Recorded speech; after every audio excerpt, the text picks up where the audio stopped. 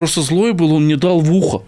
Он мне дал в ухо, я был злой. Я говорю, сейчас я его буду убивать. Ну что, ну и вот так попал, я был злой. Вася, приложи чуть-чуть. Нормально встал, видал? Со стула не вылез. Вот, видишь, да? Да. И вот это вот движение.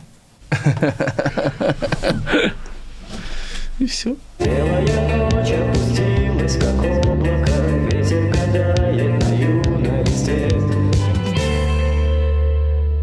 Сегодня у меня в гостях Василий Комоцкий, чемпион мира по пощечинам сейчас, Power Slap. Power Slap Super Heavyweight Champion of the World, Don Blade! Буквально на днях это случилось, Вась. Я тебя поздравляю. Ну, мы за тебя болели, во-первых. И, во-вторых, наверное, частично... У меня просто РБК интервью брали вчера.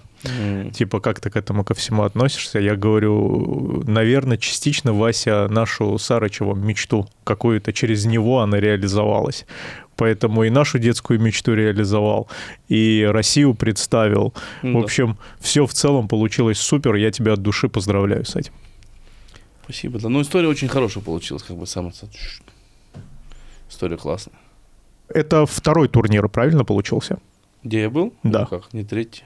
Power Slap. Это Power Slap был 11. Power Slap 11 уже это был. Я был на 8-м, Да. потом на 9-м был. 10-й в Вегасе я пропустил, это Power Slap 11. А с чем была связана такая задержка? С визой? Почему сразу не поехал? Сразу Да. туда к ним? Почему не поехал? Ну, условия были, и не нравились мне условия. А можешь рассказать, какие были? Ну, в России за бои как бы цифры не называю, но в России на тот момент, типа, вот я вот бился там на нашем деле, там везде бился, и на панч-клабе мне предлагали больше. Там такое... Именно по боям? Да, по боям мне предлагали больше, чем на тот момент, типа, был от UFC там всякие... Там сначала скидывались, непонятно всякие менеджеры, я их не знаю, потом уже вот вышел на меня этот Резван через Камила, который вот у Хабиба менеджер. И вот все случилось. Тебе визу тяжело давалось сделать? Нет, визу мне сделалось очень, очень быстро и легко. У меня виза сделалась прям вообще. Я получил паспорт. Я потерял свой паспорт, получается. А мне надо было ехать в Италию. Я получил визу в Италию. Но итальянцы потом с поездкой, у них что-то не получилось. Они должны были мне там билеты купить, чтобы я поехал за паспортом. Они все завтра. И я не успел в визовом центре там забрать паспорт. И они его отправили в посольство Италии. Потом началось все с посольства Италии вот туда-то. И в итоге я им всем звонил. Они говорят, мы видим у вас паспорт действующий, его никто не уничтожил, но мы не знаем, где он. Но я вот в надежде его найти не делал новый паспорт. Ну, потому что у меня там была уже, типа, поездка в Польшу была, типа, в Италию виза открыта, поэтому, типа, хотел его найти. И вот, звонил, и нигде не мог его найти, по сути. И потом, когда вот получилась эта история с Power Slap'ом, что надо делать визу в Америку, ехать к ним, я прям каждый день звонил, долбил, и потом нашел, попалась очень хорошая тетенька, каждый раз мне новый тот отвечал. Она сказала, так ваш паспорт, говорит, я сейчас проверил, его уничтожили. Типа давно, еще 2 года назад. Я говорю, 2 года назад, я 2 года звоню, мне говорят, что он все нормально, только мы не знаем, где он лежит. Я вот сделал новый паспорт, а через неделю уже получил визу. Вот так вот. Как тебе Америка? Америка прикольно. Прикольно, но оно все как бы не все как у нас. Так вот приехать, посмотреть прикольно. Что тебе понравилось больше всего? Больше всего понравилось? Там огонечки все вот эти. Глаза разбегаются, да? Да, ты смотришь, и все такое, я еще... А где ты успел побывать? Я только в Вегасе был, вот еще на Дамбу Гувер съездил, очень, красиво понравилось. Потом... Дамба Гувер очень крутая, да? Потом Red Rocks и какие-то горы там эти красные. Все, что вот рядом с Вегасом. Вот мы ездили с переводчиком, посмотрели. Первый турнир, который ты был на Power Slap, он был в Вегасе, да? В Вегасе, да, это был в Вегасе, да. Первый турнир был в Вегасе, где вот я вышел с поляком. У тебя было волнение и дискомфорт? Все-таки Америка, турнир, Вегас, все, что с детством связано. Все, что с детством связано? Почему с детством? Просмотры фильмов. Америка всегда же была такая история. Да. Не было. Было то, что мне там, я в одного туда поехал. Хорошо, что там вот был Леха. Абсолютно один поехал? Да, абсолютно один был. Там, получается, Леха Берсерк, Может, знаешь, такой Алексей Лихарев. Вот мы с ним еще здесь, в Москве, познакомились, а он там сейчас в Вегасе. Вот мы с ним встретились, потом с Саней Волковым. И вот как бы такое было. Русское комьюнити, как бы. Я видел, он тебя поддерживал, выходил. Да, с типа тобой. он выходил, да, со мной. Типа я вот... Так-то они, получается, не разрешают угловых никого. Тут сделали исключение. Ну, типа хорошая такая тоже прикольная история получилась. Мне в Вегасе, что мне не понравилось, что кругом одни эти казино. Ну, это понятно, такой типа город, где люди играют. И играют они там, мне кажется, от детей и до бабушек уже на колясках даже сидят, они играют. А что больше всего вот тебе запомнилось в Америке? Мне всегда так интересно, потому что у разных людей разные впечатления. Вот что-то понравилось прям, у каждого разное, а что-то, например, вообще не нравится человеку. Вот какие-то можешь такие ощущения описать? Ну, мне не понравилось, что вот я вот действительно вот этих вот товарищей увидел, которые бегают и орут под наркотиками. Я вот, бездомных? Ну, типа он бездомный, он и не бездомный, я не знаю, у него там полуспущенные трусы, у него глаза красные. Они бездомные. Он весь темного цвета сам, и прям бежит и на меня орет, и я ему по-русски типа послал его чуть, ну, типа он ошалел, типа, ну, он просто бегает вот туда-сюда. Я просто там рядом с гостиницей ходил, там что-то, Макдональдс или что-то, ну, что-то такое искал поесть там. Но я еще был, когда они сказали, что в Неваде рекордная жара была, типа, давно такой жары не было. Сильно. Я много времени, типа, провел, типа, в гостишке под кондером. В какой? А я это что-то тоже не... Я знаю, что, типа, первая, я не помню, как она называлась, когда там Палатес какой-то, там она, типа... Палас, может. Ну, что-то... Цезарь Палас? Я не знаю, вот она такая. А потом у нас уже, когда неделя боев была, мы переехали в цирку. В цирку? Цирк, да, такая прикольная, у них этот... У них экран большой, бассейн, там она типа... Цветастая такая. Так она типа с казино, что-то как-то там она связана. Там, у них. Там она такая, она прикольная, цирка эта. Удалось поиграть в казино? Ну да, в первый же день там 20 или 30, по-моему, 20-ку запихал, и я что-то не понял, какая там ставка была, короче, 2 раза нажал, они проигрались. Я говорю, ну все, и хорош все. Все, типа, у меня же есть, я же сказал, я был в Вегасе, в казино играл, говорю, проиграл, все, миссия выполнена, все, что еще надо? Все, вот. У меня не было такого там, что надо идти играть. Там. Как ты считаешь, как ты провел вот первый турнир в Вегасе свой? Ну, первый турнир в Вегасе, это как там получились, как там говорят, easy money, лег. Ну, просто, понимаешь, я приехал, прожил 3 недели в Вегасе, типа, со всеми познакомился, с Данавайтом лично, там, со всеми, там, с Хантером. Ну, полностью со всеми познакомился, и просто вышел, я первый бил, ударил, и все, и закончилось.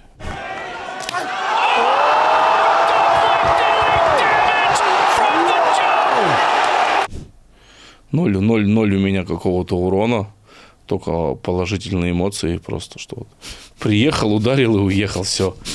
И типа еще прикольная такая история была, но это типа, что вот потом все наши СМИ крутили, что русский приехал в Америку и ударил поляка. Выиграл поляка, типа такая история была. Прикольная. Но в Америке с флагом не разрешили выйти, а вот уже в Абу-Даби с флагом можно было там не против флага русского. А как они объяснили про флаг? Ну, просто сначала разрешили, а потом сказали, нет, типа, нельзя. Ну, типа, там никто не выходил с флагами. Я не знаю, почему. Ну, как-то такая история, не надо было.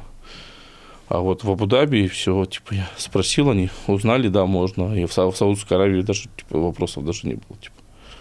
Тоже, что с флагом вышел нормально.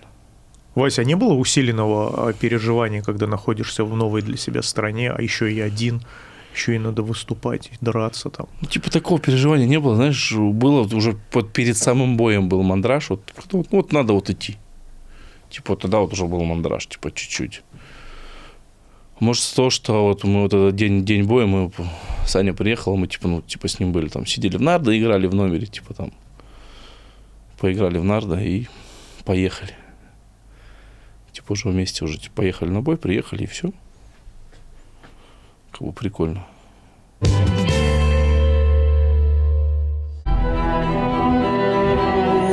Зубные пасты Reviline Perfect. Премиальная коллекция. Гурманские вкусы. Эффективные формулы. Защита и отбеливание эмали. Твоя безупречная улыбка.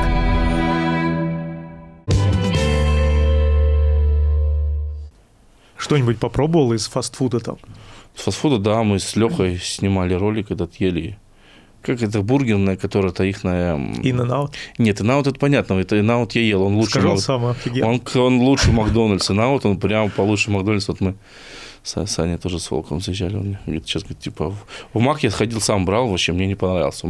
Он хуже, чем у нас даже. Он хуже и дороже. Типа, если переводить в рубли, прям вообще там что-то бургер, наши деньги что-то 900 рублей, там это, как-то, я не знаю, Биг Тест или как он там, как это называется, штука, двойной? Нет, это... Я его тоже очень сильно люблю, который шашлычком вкуса отдает, да? Ну, что-то такое, да, там Да. двойной вот это. И я вот потом вот в In-N-Out, и я ел еще в этой бургерной, где тебя переодеваешь, ты одеваешься на себя смирительную рубашку-то. Да, это гигантский. Мы там Да, с Кирюхой и да, Вовой вот ели. этот вот бургер, я его съел, короче. Один? Да, Сразу в один заход? Да, я его победил, но долго, я больше часа его ел, ну. Там же приз, да, дают какой-то? Мне ничего не дают, если не съедаешь, тебя бьют девушки ремнем. А, да, бьют, да. Бьют девушки ремнем, да. БДСМ, наказание. Да, и вот я его съел. С горем пополам, но съел. А потом фистал понадобился? Нет, я сразу пошел и вырыгал его. Сразу. Я сразу же пошел его вырыгал. Я рыгал так, что у меня эти капилляры на глазах лопнули. Ну, типа, я его съел, все. И там просто он так, знаешь, первую булочку съел с котлетками, 3-4 котлетки первых, там же много котлет, они такие тепленькие, сочные, они так залетели. А чем дальше, все. У меня потом осталось, они там помидоры они нормально заходят, лук уж они много там ложат. Я потом просто последний доедал, просто лук и булочку доедал. Блин, я просто... А еще надо мной Леха издевался, типа, давай. Типа там, ты что, как ты сейчас не съешь бургер, как ты, говорит, там, Катюшу они там пели, там, вот такой вот, на патриотизм пробивали, я говорю, доел, короче, ну вот, доел бургер и пошел. Но потом заехали мы не фестала, взяли у них, как это, розовая это такая, ну, ты понял, помню, вот эту вот розовую штучку взял, я ее там за 3 раза выпил, и все нормально. Я помню, я надкусывал, я уже наелся. Там, знаешь, сверху, снизу, там, посередине, такой сделать вид, как будто я попробовал, все. Он такой жирный, такой хорошенький. Я еще у них когда в цирку переехали, они же рядышком были, а у них же такая фишка, если ты больше там сколько-то фунтов вешаешь, они тебя кормят бесплатно. Ты только платишь за газировку. И вот я туда ходил. Раза 3 я приходил, встаю на весы, все замечательно, там 3 бургера съел, колку купил и пошел. Ну, там бургеры, хот-доги, типа, там разные. Приходил к ним, пробовал. Вот они там рядышком, где-то пешее, это типа нашего Арбата. Где там эти девочки-то в полицейских переодеты тебя ловят. Самая главная улица, да. Ну, я не знаю, как называется. И у них это там, выходишь только с отеля вот на эту улицу, и сразу 2 супермаркета. Я так это не сетовался. Не рискнул? Я ни разу не пробовал, и поэтому не стал. Нафиг. Как твои родственники отреагировали, когда ты ехал? Ну, типа, мама-то и не знала. Ну, по старой схеме я маме ничего не говорю, понимаешь. Я уже, когда в Америке был, уже соседи сдали, потому что уже там, я же выложил, что, типа, там, пельмень едет в Вегас, потом фотки оттуда с Вегаса, и все там, ну, даже по телеку, там все телеграм-каналы раскрутили, что пельмень уехал, и все, потом уже соседи уже сказали, сдали меня, что он там. Я же сказал, как обычно, поехал там либо в Красноярск до своих, либо в Москву там на съемки, вот. Ну, вот, в общем, они, короче, сдали меня. Ну, она потом увидела видео, потом, когда я приехал, она сказала, жалко хлопчика. Ну, там что, вот, я же просто ударил, он упал, и все. А вот уже, когда в Абу-Даби поехал, уже так же самое, вот, как вы приезжали, съемочная группа, вот этот, типа, как это называется, профайл снимать. И вот они уже, там уже вопросы задавали, она уже знала, типа, что поеду в Абу-Даби там за поясом. Слушай, а вот интересно, они вот то, что ты фермер, ты же понимаешь, да, что ты в первую очередь еще ставал там популярным, у них фермерство очень популярное, ты прям для них свой. Такой свой герой. Ну да, и вот мне даже вот пишут ребята, что с Америки тоже фермер, вот тоже вот был боец, механик, вот он передо мной бился, которого вырубили.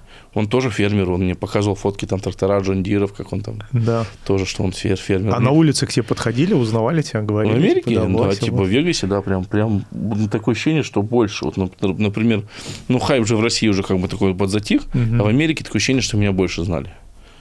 Прям подходили, там, показывали видюшку, где это вот татуированного бью, это вы? Я говорю, ну да, типа, фотались. Я когда приехал, какие-то там возле гостиницы уже когда уже в цирку переехали, там есть прям определенные фанаты пауэрслэпа, прям настолько, что они делают бойцам карточки. В смысле? Сами. Ну, знаешь, у них же тема вот эта популярная, типа карточки да, вот эти вот. Да. И они сами от себя, типа, делали такие карточки, вот, типа, вот они знали, что я буду, вот они приехали, там, подарили, сфотографировали со мной, и на какой-то из карточек я для них расписался. Вот, а у них она осталась, типа, вот. Они потом ее еще, возможно, продадут за дорого. Ну, пусть продают, это что сделаешь. Не, ну в плане, насколько это значимо для них. Ну да, для них это значимо, да. Но мы тоже на одном из этого мы сидели, что-то многое. Мы подписывали, делали росписи для карточек. Это же карточки PowerSlap тоже будут уже. Или, по-моему, есть они уже. Такая вот история. Ну, прикольно, что. Мы пришли в место, где мне пересаживали волосы. Помните эту отвратную плешь, которая у меня была? Я пересадил, прошло 6 или 7 месяцев. И теперь идем фиксировать результат. Вот Big Boss идет. How are you? У нас название поменялось, Диджимед, а мы будем расширять услуги, чтобы пересадка была еще эффективнее. Как успехи? Я пересадил, получается, вот у меня линии вот видно здесь. А вот сюда почему не пересадил? Потому что второй этап сказали надо. У меня на раз вот здесь зашло, мы макушку смотри. сделали. Вот у меня здесь плешь была. У меня тоже сейчас здесь плешь нормально? начиналась. Честно скажу. Ну слушай, если там плешь была, то плешь сейчас нет точно. Ладно, поздравляю. Спасибо. Да, всем вам удачи. Вы будете только пересаживать? Нет, я уже пересадил. А, уже пересадили? Это 5-й месяц. А, вот так был. Ну, болезненно было, да, и страшно. Уколы только больно было. Ну, в целом терпимо. Да. Ладно, спасибо большое. Вот когда ты сделал, знаешь, как у людей триггернуло. Переписка у меня есть там 2 года назад. И человек 2 года решался. И вот он мне пишет. Говорит, Суслан, запиши меня.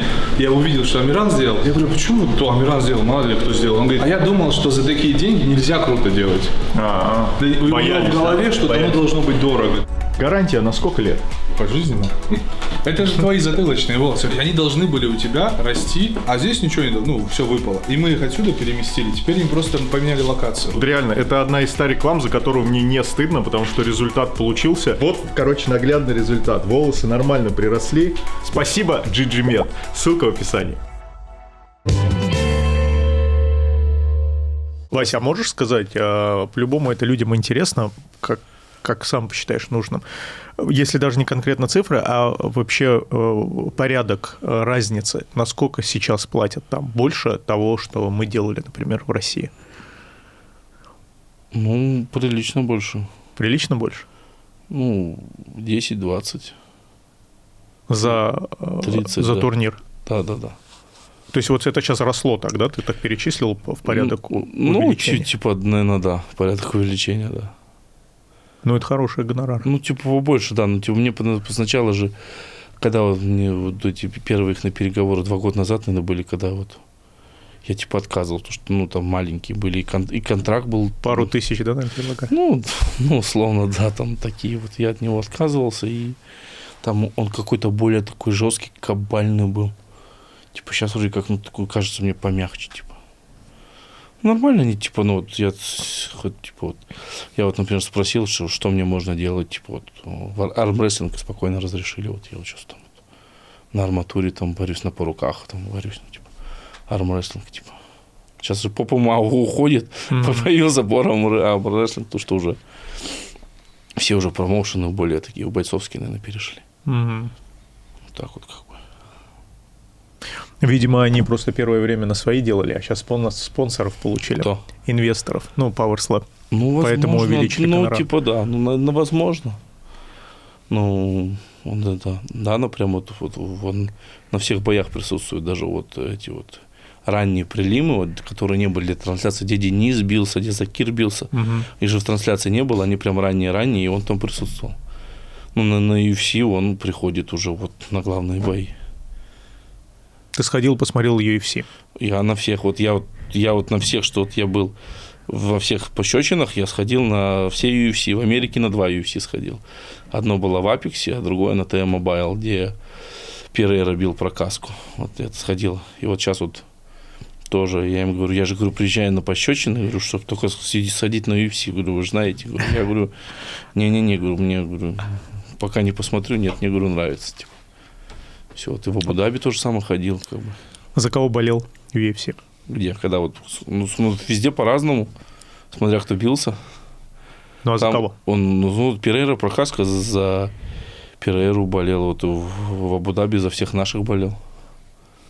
Я уже даже карты сильно-то уже не помню. Чимаев выиграл, Шара выиграл. Ну, Шара тоже был с нашим, бил с Красноярским, но я был за Шару. Шара прикольно. Ну, классно. Мгм. Вот Как щас- супергерой из компьютерной игры, да? Ну, вот, везде как бы за своих и как вот.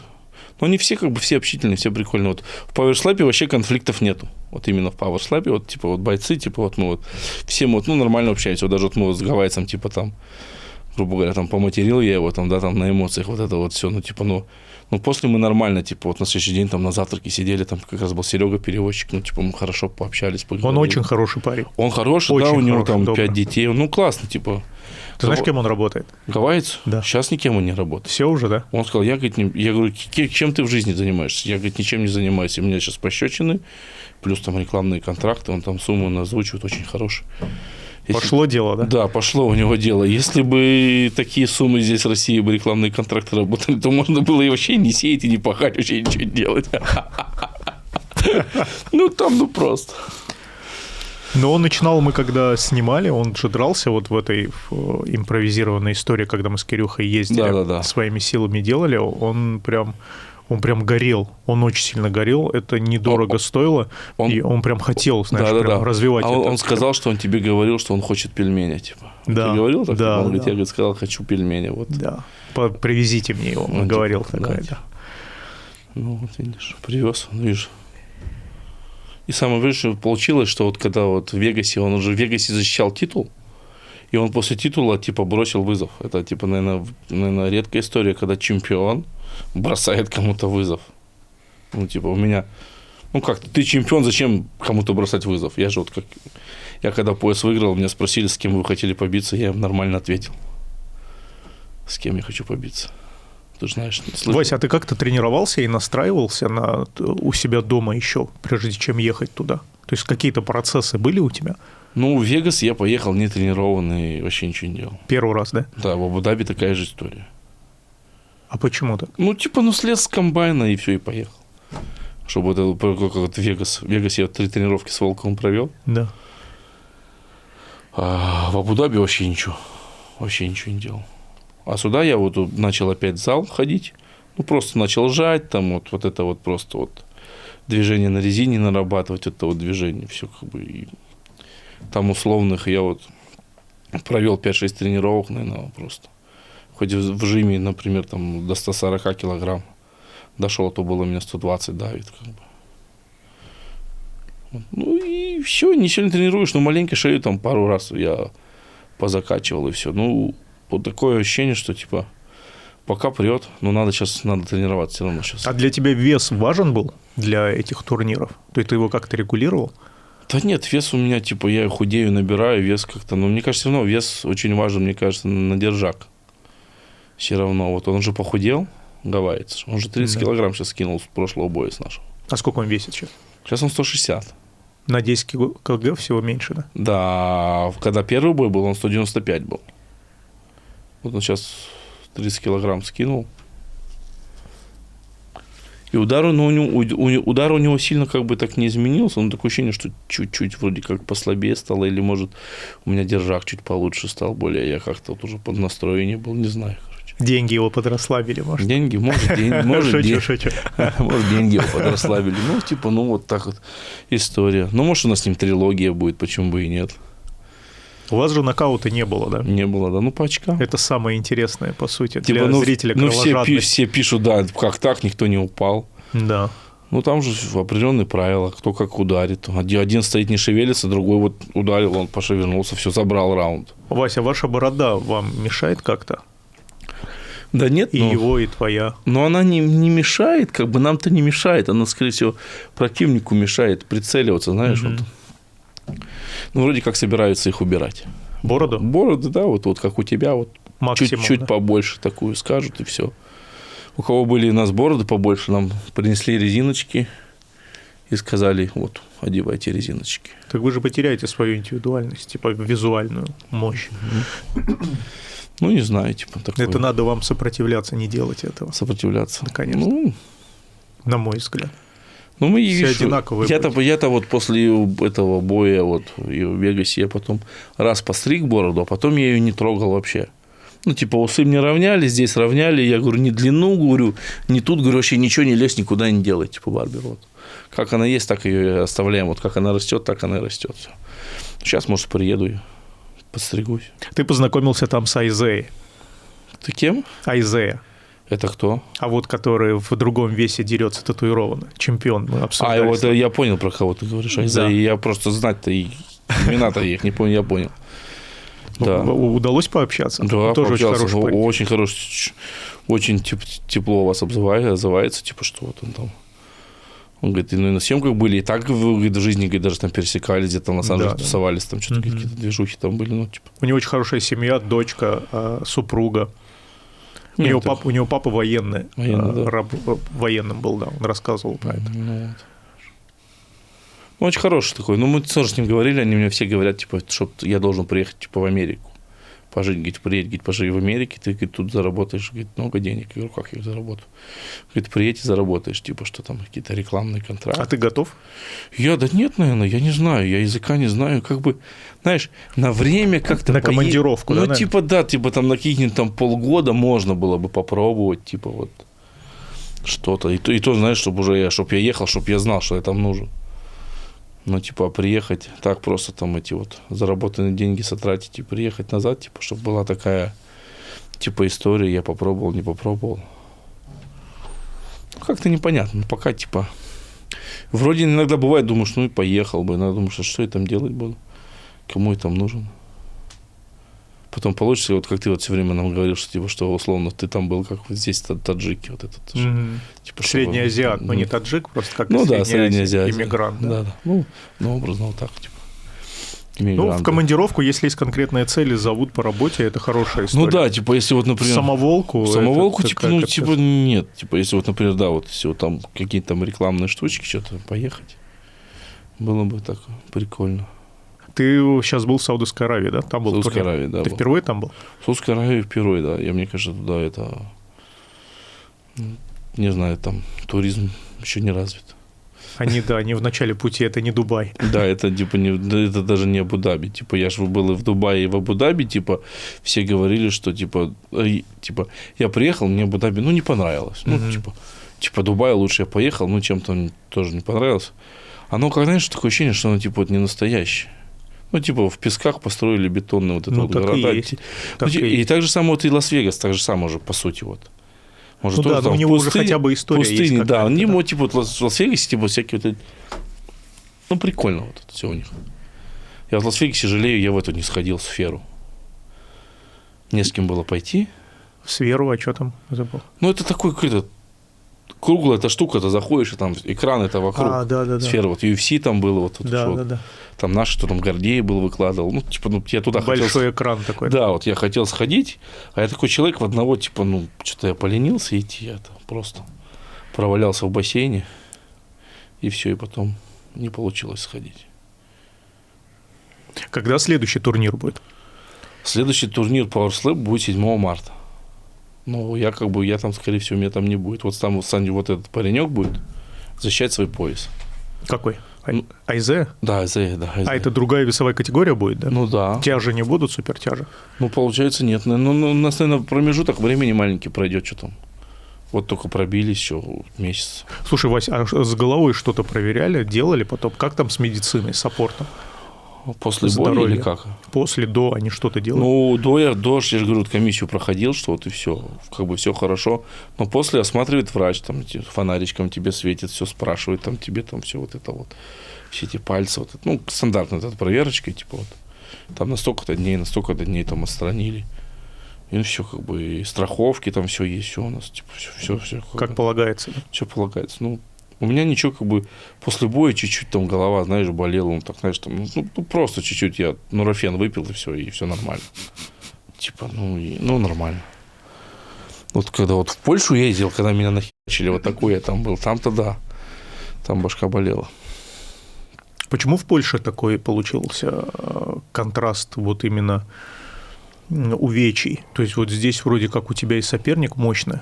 Ну, потому что здесь один.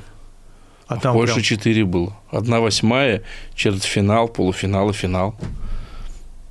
Почему не вывез Польша, как думаешь? Ну, я ее под вывез засудили. Засудили, считаешь, Просто, ну, не только я, и все подписчики, там, ну, комментарии, там видно было, что... Ну, типа, я 2 раунда забрал, он 3-й раунд забрал. Ну, все, давайте победу. Они решили сделать доп. Удар. Да, в доп. Ударе он был лучше, я не спорю. Все. Там не надо было доводить до доп. Удара. Я первые 2 раунда забрал, он забрал 3-й раунд. Ну, все. Как бы. Но у них вроде эта история и закрылась, да? Они Ну, не вроде продолжают. они же, по-моему, с Логаном Полом начали делать. Да, когда Шварценеггер приезжал. Вот Это они Шварценеггер, делали, Логан да? Пол, да, это они делали. Я тоже должен был туда ехать, но... И не особо что-то там. Да, началось СВО, я никуда не поехал. Тоже переговоры велись с ними. Вась, про фермерство давай поговорим. Фермерство, давай. Как тебе вообще, как тебя туда вообще занесло? Можешь рассказать, как так получилось? И как так долго ты эту всю историю умудряешься продолжать? Ну, это потому что отец начал в 92 году, это все от отца пошло. Я вот еще маленький там, ну, там, условно, там ездил, что-то там делал. Я, кстати, это зила на дыбы ставил в поле. Кого? ЗИЛ, машина 130 на дыбы, он меня вставал. Я так трогался в поле, что он на дыбы вставал. Маленький, когда был, еще в школе учился. Ну, вот после отца вот, и все, после института пришел я в 13 году. Нет, в 12 году, да, в 12 году закончил институт, и все, и пришел работать, потом отец умер, и вот продолжаю как бы. А папа как пришел к фермерству? А это я уже не знаю. Вот в перестройку, наверное, или как там, 92-й год. Он сначала... После, да, развала Советского Союза? Ну да, после, получается. А чем папа занимался, Вась? У папы он был физруком, потом был инструктором по спорту в локомотивном депо, потом просто, по-моему, слесарем в депо работал. Как бы так вот. Ну, со спортом он баскетбол играл. Потом команда у него футбольная в городе была, железнодорожная. Какой-то они среди железнодорожных команд очень, типа, хороший турнир выиграли. То ли первенство России, что ли, что-то такое там. А у папы с мамой это единственная у них семья, да? Ну да, ты имеешь в виду про что? Что, типа... Ну, у него никого не было до там, после? Нет. А что с ним случилось, Вась? Ну, у него, получается, сахарный диабет был у отца. И потом он умер, уже тромб оторвался. У него тромб оторвался. Это было на Новый год. Сколько ему лет было? Ох, сейчас это ж надо посчитать. Так, 15. Снимаем. Подожди, сейчас. 43, 53. 57 или 58, что-то такое. А у тебя с ним близкие отношения были? Ну, нормально, как бы, да. Типа, ну, отношения нормальные. Типа, ну, в семье у всех, типа, нормальные отношения. Типа, а как там, как близко, не близко, я, типа, не понимаю. Ну, у всех... Но я знаю, разные семьи что есть, что, были. например, дети потом там с отцом или не общаются. Типа, Да. у нас такого не было. Типа. Все нормально было. Сейчас, типа, вот, что есть такое, вот, знаешь, жалею, что, типа, отец не дожил, не увидел, что Вот сейчас это происходит. Да. Это да. У меня тоже по поводу отца такая история, когда касаюсь... А предпосылки тогда еще при отце были какие-то вот К чему? к спорту в целом? Ну, в целом-то, типа, спортом-то я всю жизнь занимался. Типа, ну, типа, как понять, всю жизнь со школы? Типа, я там ходил на секцию по карате, ходил на секцию, там, дзюдо, борьба у нас была, потом ходил на секцию по боксу. Типа, я уже, наверное, всем рассказывал, что мы даже с этим... Петя Ян тоже на эту секцию ходил, он там, у нас в городке жил тогда. Играл параллельно в футбол, вот играл там. Потом в институте начал, типа, железом заниматься, типа, пауэрлифтингом, вот. Ну, всю жизнь, типа, вот так вот, типа, как-то маленечко со спортом. Постепенно. Как бы был толстым, но не таким толстым, типа. Есть 2 вида толстых, которые вот толстый, он ничего, типа, не делает.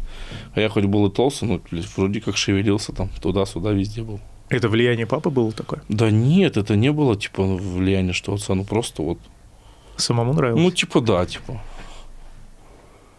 Типа, и на бокс я вот ходил там. и что там на борьбу. Ну, такой вот, на карате мало я походил. В итоге все пригодилось, давай. Ну, типа, возможно, да, все как бы, все вскупе пригодилось, и все вот то, что вот эти вот мешки там с зерном и все остальное, там, и покрышки мои, все вот это пригодилось. Как бы. Ну, вот, и может, и то, что толстый, я хорошо кушал, челюсть натренировалась. Может, тоже связано с этим. То, что много ем, челюсть тренируется. Почему ты начал продолжать фермерскую историю? Почему тебя это вдохновило и удерживало? Это же достаточно сложно. Это очень сложный труд. Ну, знаешь, больше такое, что типа вот, что вот отец умер, что он жизнь на это положил, и вот типа вот, ну, ты же вот продолжаешь. Иногда бывает мысль, что, ну, типа, все надо завершать, ну, типа, вот как-то вот. Оно как бы и вроде и приносит, вроде и не приносит, но много уже того, что, типа, вот заработано не на ферме, ну, типа, вот, грубо говоря, медийка там заработана, где там бои, где какие там рекламки, когда там проскакивают, еще там что-нибудь, и все тоже туда. В смысле, тратишь туда? Да, туда, все туда трачу, да. Ну, туда и там на жизнь, типа, ну, типа, с фермы на жизнь вообще, типа, А что ты там выращиваешь, Вась? Ну, пшеницу выращиваем, там, овес, ячмень, там, животных, там, хрюшек. Одно время было, хрюшек завязал, когда вот это вот началась, вот медийка, вот надо было же ездить там везде, вот к вам там на съемки, и не получалось, типа, за хрюшками смотреть, типа. Я когда там нормально, только уезжаю, там уже, там, то не накормят, то не начистят, я психанул, завязал. Это уже я жалею, что типа завязал с хрюшками. На тот момент сейчас заново вот развожу. А поставляешь ты это все кому? Там, в округе? Да, ну, ты имеешь в виду, как поставляешь? Ну, вот животных. Это же на убой покушать, да? Ну, понятно. Ну, там это типа по принципу сарафанного радио, там по соседям продается, есть там перекупы, приезжают, забирают. Типа, знаешь, оптовики. А пшеница? Ну, пшеница тоже перекупы, там элеваторы принимают оптом. А это объемы большие? Ну, раньше, вот когда вот отца было, у нас были объемы очень крупные. У нас раз было, что мы 2 с лишним тысячи сеяли гектар земли. Ой, ну, и это прям там 4000 тонн где-то было зерна, типа. Вот так вот. Это было давно. Сейчас нынче я сеял немного, чуть там 500 гектар, и там урожай нынче так себе в том году был получше. Ну, как-то. Год на год не бывает. А мама любит этим заниматься? Ну, мама, она как бы тоже уже с отцом у них, они же и дома сначала были свиньи, все вот эти коровы, сейчас уже этого нету. Типа то, что вот так вот. У тебя мама очень строгая. Мы когда профайл снимали, на это обратили внимание. Ну, она как бы это типа строгая и не строгая одновременно, типа как бы, понимаешь? Больше это типа кажется, что она такая строгая. Она беспокоится таким образом, да? Ну да, она беспокоится, и вот уже вот я вот поехал сейчас вот в Валериат, и не говорил, и чемодан не брал большой, короче, взял рюкзачок свой, и все, и поехал. Думаю, ну, не надо мне много вещей, думаю, там еще сумку уж выдадут, UFC мне хватит, типа, и уехал, типа, и сказал, что поехал в Красноярск, типа, до своих, и все, и она... Потом уже, когда бой прошел, уже по телевизору все это начали крутить, уже соседи приходили, уже сдали, короче. Ну, она, зачем вот она будет переживать, что я поехал, что буду биться? А так все, он уже побился, что уже переживать? Он побился, он жив, здоров, все нормально с ним, все. Как там? Так она вообще смотрит потом в записи что-нибудь? Ну, и то, что мы ей показываем, то смотрит. И как реагирует? Ну, по-разному. Вот я же говорю, вот про поляков сказал, жалко хлопчика. Тут типа вот что-то было жалко. Я ж не видел еще, я ж еще не доехал до дома еще сейчас. Вот. Пока доеду до дома, и вот братья сказали, что типа плакала. А потом уже нормально. Я уже потом ей позвонил, они ей говорят, ну что, давай начинай, что ты его ругай. Ты же тут нам, говорит, концерт типа закатила, что типа на нас, типа, что там втихаря, все втихушку, там, ну, она ругалась. А тут что-то, говорит, а все, говорит, она уже спокойно со мной говорит, а все, говорит, эмоции прошли, говорит, уже что ругать. Уже все кончилось. Вот я говорю, поэтому и не надо говорить. Зачем говорить? Ты женился. Ну да, есть такое. А сколько уже времени? Женился. Сейчас, представляешь, я сейчас не вспомню, и все, и беда будет. А ну вот типа, ну, это... Летом 3 года будет. А где вы познакомились? В Инстаграме. Популярность сработала? Ну, я не знаю, как это сработало, но вот среди этих многих лайков я увидел лайк, понравился. Сам написал? Да, я ей написал, типа, и все, и мы начали общаться. И все. А где она жила? Там же у Она тебя? в Сочи жила. Она жила в Сочи, но она с Красноярска сама, но она жила в Сочи. Потом мы договорились встретиться в Москве, она прилетала в Москву. И получилось, что она улетела, я прилетел, и как раз какой-то бой был. И после боя я полетел в Сочи, мы в Сочи там увиделись, как бы заобщались, все. Ты влюбился? Ну, наверное, да. Что говорить, ну вот так вот получилось. А как ты понял, что вот это вот прям А я не твоя знаю, женщина? я не знаю. Ну, как-то вот так, я не знаю, как оно получается. Случилось такое чудо, видишь.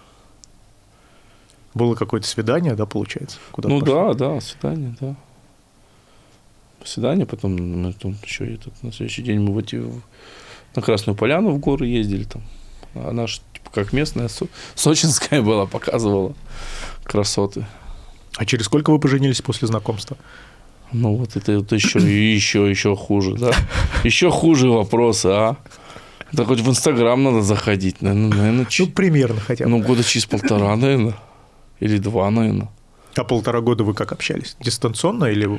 Да, у нас типа дистанционно было. То мы там в Сочи, я вот 2 зимы зимовал. Подожди, если 2 Сочи, я 2 зимы зимовал, да, это 2 года, да. И сейчас она же потом посмотрит, мне же потом проблемы будут, ты же понимаешь? Что вот я не помню. Все вот эти даты, надо же их помнить. Как мама отнеслась к ней? Мама, хорошо, мама отнеслась, как бы, ну. Ты быстро познакомилась с мамой? Да, примерно быстро, да, наверное, что-то месяца через 3, через 4. И как они подружились? То нормально, да, подружились. У меня мама, с мамой что-то нетрудно, мне кажется, подружиться. А мама вообще давно хотела, чтобы у тебя уже появилась невеста? Там, То, дети? наверное, давно уже надо было же ей на кого-то меня сбагрить. На кого-то ж мне надо было сбагрить, вот. И вы сейчас все вместе живете? Нет, у нас сейчас этот, как она там, мы, получается, в Красноярске, Ага. Маша с Саней в Красноярске, а я туда-сюда катаюсь, в Красноярск, в Воланск. Красноярск, у нас этот по-современному гостевой брак, знаешь, такой есть, типа. То есть она с ребенком отдельно живет, да? Но она с ребенком в Красноярске, типа, Да. а я вот езжу, когда она приезжает в Воланск, и вот так вот. Но полностью все на тебе, да, в любом случае. Там Как? обеспечение, там содержание. Ну да, это понятно. Все вот. В деревню приезжает к вам? Да, приезжает, типа, ну и вот мы с малым все вот так вот катаемся. Чик-чик-чик-чик. Сейчас вот в планах надо, чтобы вот сейчас мы в аренде живем, надо вот Купить. заработать, да, себе на квартиру, да, купить, да. И еще детей планируете? Вась? Ну, надо сначала, ну, типа, есть, но, говорит, надо, чтобы свое жилье сначала было, потом уже планировать. Как на тебя повлияло отцовство? Это мой постоянный вопрос у всех моих знакомых и друзей, у кого дети появились. Так как-то пока непонятно, как оно повлияло, но я уже, знаешь, на видюшки с детьми в Инстаграм уже смотрю по-другому. Типа. Контакт появился, да, эмоциональный? Ну, типа, что-то такое, да, что вот, например, особенно где вот показывают африканских либо индусских детей, где там они там их подкармливают, то я, типа, даже засмотреть такой, типа, не могу уже.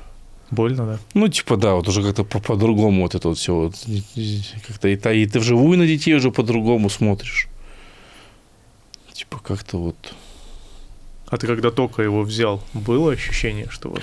Это вообще ничего, Понимание. ничего не было, никакого ощущения понимания. И потом, типа, знаешь, там всякие видюшки вылетают там в интернете, там, типа, пишут, что, типа, у мужчин, типа, понимание приходит, когда уже ребенок с тобой уже разговаривает, как-то уже играет, тогда, типа, больше вот.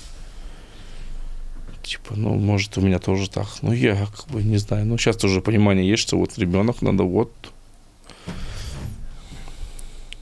растить. Есть план, как воспитывать? Кем бы ты хотел, вот, чтобы в твоих мечтах у тебя вырос сын? Ну, я ему сказал, что в 18 лет надо подписать контракт с московским «Спартаком». Футбольный клуб? Да, и все, чтобы у папы, говорю, вообще головников не было. Говорю, подписываешь контракт с московским «Спартаком», и все. Ну, типа так. По 17 лет, и все будет нормально. Ты его видишь футболистом? Нет, ну это так, ну это же типа как мечты, типа я люблю футбол, мой любимый футбольный клуб, если будет сын за него играть, и все, и у папы вообще головников никаких не будет. Папе работать не надо будет, и по голове получать не надо. Ну, наверное, сейчас ему 2,5, через 16 лет-то и так понятно, что я по голове уже получать не смогу, наверное. При всем желании. Это мне будет полтинник будет. Не. Вот как раз будет к полтиннику, все. Говорю, подписывай, ну, и все. Все будет. Ну, хорошо.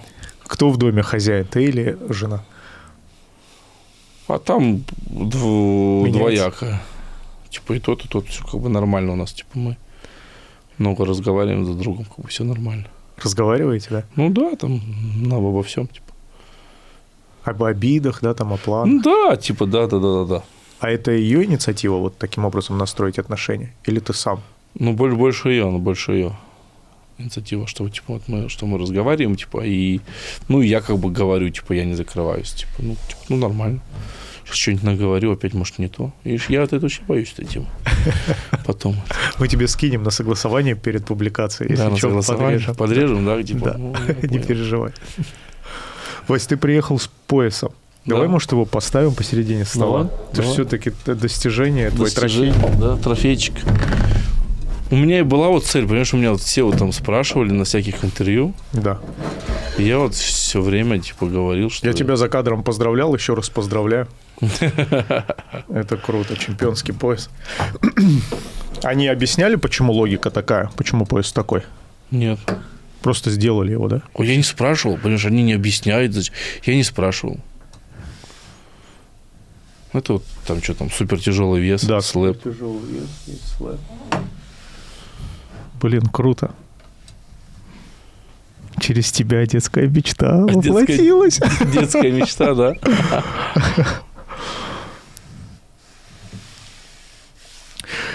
Вась, ты был в боях. Тебя туда заносило из-за заработка или были реально амбиции в тяжелом весе драться? И что ты просто делать? Вот сейчас в России-то что я бился? Да, когда ты дрался. В России я чисто просто бабки, деньги. Все. Да? Чисто деньги, ну и все. Ну, чуть-чуть умел, тренировался, и вот, типа, получалось, было интересно додраться, но больше история там 90% это, типа, деньги. А когда вот на этот период, пока ты дрался, был перерыв с пощечинами, да, там у меня уже с Сарычевым не получалось, это там непонятно было, когда они это сделают. У тебя была вообще ностальгия? Ты верил, что вернешься в этот вид спорта? Пощечины? Да, или уже типа, я ж в Польшу раз съездил, что вот как раз вот, когда вот это все вот... Да. Затище было, но потом я типа знал, что она есть лига. Я отказывался, а потом вот в России перестали на бои звать, и потом поступило еще предложение, типа, и вот я согласился, и вот. А в Польше, кстати, нормально заплатили? В Польше, нормально, но тут платят больше. Значительно, да? Да. Да, в Польше тоже как бы нормально. А тебе остается что-то, или жена все забирает? Как понять? Ты понимаешь, про деньги? Да. Ну, конечно, все остается. На что тебе в кайф потратить? На себя? Вот что тебе нравится? Кайфа у меня нету, понимаешь? У меня нет таких, типа, хотелок. Вообще никаких? Ну, типа, знаешь, у меня, вот, знаешь, у кого-то там, тут там рыбалка, кому там надо там машину надо, вот, типа. Раньше я хотел машину, ну, вот. Сейчас у меня, типа, машина у меня появилась. Вот у меня друг. Какая? Эдик китаец, у меня машина китаец. А какая? Hyundai Grand Volt PR King Kong. Пикап большой. Вот у меня друг Эдуард, вот мы с ним, давно уже общаемся, еще типа там, наверное, вот и вся эта вот медийка, и потом вот хоп-хоп, и получилось, что вот он мне подарил машину. Подарил, как бы я сейчас как бы амбассадор ванной компании. И вот мы так вот с ним вот. Сейчас вот раньше была у меня мечта машина, но сейчас у меня это вот мечта это закрылась благодаря вот другу Эдику. А так у меня таких нет никаких. Ну, еще квартира, да? Ну, да, сейчас, типа, сейчас понятно, что, как бы, главная задача стоит квартира, да. Вот квартиру надо, а из таких, знаешь, там вот, одно время вот Соньку 5 хотел. А потом, понимаешь, 4 есть, я в нее не играю. Ну, не надо, значит, она. Ну, типа, вот, что там еще там. А сейчас играешь, есть 5? Нету у меня Соньки, нет. Может, 4 не играешь, потому что 5 хочешь? Ну, возможно, да. Ты же играешь, можем сыграть. Да, ты хорошо играешь? Ну, раньше играл неплохо. Я вот... А вот что играешь? Ну, фифу. Да, я хорошо играю. Ну, вот сыграем сейчас, раскатаешь меня. Я, чтобы ты понимал, раньше, когда играл, я в Ultimatum Team доходил до 3 сезона. Это неплохо, я считаю. До 3-го, я до 2-го. Ну, вот Ultimatum Team типа до 3-го. Нет, Ультиматум я вообще не играю. Мне не нравится. Я обычные сезоны играю. Нет, обычные сезоны нет. Я прям вот в Ультиматум доходил. Я понял, ты в обычные сезоны, где там, ну, просто ты взял ПСЖ и погнал, типа, условно, типа да? того. А я вот, типа, вот команды, там же 3-4 состава я собирал, там, английская премьер-лига, там, немецкая, вот это вот, типа, вот. Заморачивался, да? Ну, типа, вот это вот мне нравилось. Это было все до этого. Ну, до ковида? Че? До ковида? Нет, это было все до женитьбы. До женитьбы? До женитьбы было это все, да. Все за яйца схватили, да? Ну, типа, да. Я вот думаю, что вот года через 3 надо будет, там, может, уже Sony PlayStation будет 6 или 7, надо будет обязательно сыну ее подарить, чтобы он играл. Ты ему уже смартфон или iPad купил? Сидит тыкает? Нет. А чем он занимается вот обычно дома? Саня? Да. Ну, ходит в садик. Ну, чему 2,5 года, чем он будет заниматься? Ну, а как это он играет? Ну, он играет, там, вот игрушки, и вот всякие там конструкты собираем. Ему очень нравятся пазлы. Пазлы? Пазлы, да, он уже там 16 или сколько там? 16 уже 4x4 типа пазла он уже собирает. Сейчас я вот ему Лего взял, маленькое там. Там похоже, ему нравится мультик Лёва грузовичок. Там типа Лёва грузовичок и я не помню, как его зовут. Типа эскаватор грузовичок надо будет с Лего собрать. Я не помню, как его зовут. Как вот его зовут, который роет в Лёве грузовичка? Там вот есть грузик, который поднимает, потом девочка какая-то, и вот Лёва, и вот этот вот, который... Ты это должен знать. Ну, я не знаю. И вот, как бы, что еще? Все, Басиков смотрит, он в садик ходит, Басиков. У нас бывает, что вот телевизор уходит. Он устает, телевизор уходит, все, телевизор уходит. Все, он устал. Типа недели, 2 там телевизора нет. Потом телевизор приходит. Когда уже начинается прям жестко, типа, что нужен телевизор. А так вот, телевизор уходит, он оставляет ему там конфетку, там киндер. Он его сначала кидает, бросает, потом через полчаса приходит примирение, он его съедает. Что типа вот, что телевизор ушел, но он тебе за это что-то оставил. Так же самое у нас елка ушла. Кстати, с детьми еще PlayStation объединяет, играешь. Да, ну это обязательно. Я же поэтому говорю, что надо будет обязательно. Чтобы папа поиграл в FIFA 29 или FIFA 30. А ты мультики смотришь, сына? Мультики, ну, что мы там, Басика смотрим вместе. И потом еще эти мимимишки, чтобы такие вот. Машу и Медведя, Простоквашино он уже типа смотрит, вот такие вот. А что наблюдая за своим сыном ты для себя приоткрыл? Вот как, знаешь, вот это же проекция тебя в маленького, да? Вот ты за ним наблюдаешь? Я как бы так я так глубоко так не наблюдаю, что типа, ну типа, что проекция меня, не знаю. Типа, знаешь, хочется дать того, что у тебя типа не было, вот это вот. Сейчас, да? Ну типа сразу. Да, типа да. А телефон стараемся мы не давать, типа. Ну, мало ему даем телефон. Вот тут жена у меня уезжала на очистку, вот там у нас в центр голодания там. А я с ним 10 дней был. И вот мы с ним прям вообще нормально ладили. Мы пробыли, ну, типа, 5 дней он в садик отходил, все как надо. Ну, там было все нормально. Типа, утром просыпаешься. Я еще время жене говорил, что сложно, говорите, вот с ребенком, типа, сложно. Никаких сложностей, типа, не было. Мы утром у нас было все. В 7:40 подъем, типа, разбудить его. Пошли на кухню, шарики, колечки надо поесть. Это вот эти, Несвик, вот эти вот. Чуть-чуть там маленько, хоп. Он поест, все, собираемся, поехали в садик. В садик увез, все, весь день твой свободен. Все, ну, типа, 9 в садик его сдал, уже в 9 завтрак. Все, у тебя день свободен, в 5 забирать, в 6, вот, все там сходило. Я вот туда там на тренировку сходил, там еще там что-нибудь сделал, все. Все, забрал, приехали, ага. Все там, либо мы пару раз заезжали, мы ехали, ездили с кем-то там, с пацанами, мы встречались в кафе. Он любит кафе. Прям вот он в кафе, он ест как не в себя, типа, вот он. В кафе ему не надо, типа, заказывать вот эту вот детскую порцию, там, чуть-чуть картошечки, 1 котлетка. Вот. Бери пюрешку с котлетками, вот, для взрослого, он это все втопчет. Типа, потом еще торт будет просить, а ты, вот было, он все взял, осталось 2 ложки картошки, осталось и котлетка. Ну, я говорю, с собой заберем, говорю, потом доешь вечером. Ну, я забрал, он сидит, ест торт, потом на меня смотрит, папа, а где картошка? Я открыл, и он доел картошку. Типа вот так вот. В кафе он любит хорошо кушать. И вот так у нас проходили как бы дни. Все, а потом приехали, что покупался, книжку почитал, и вот там я его еще на этот...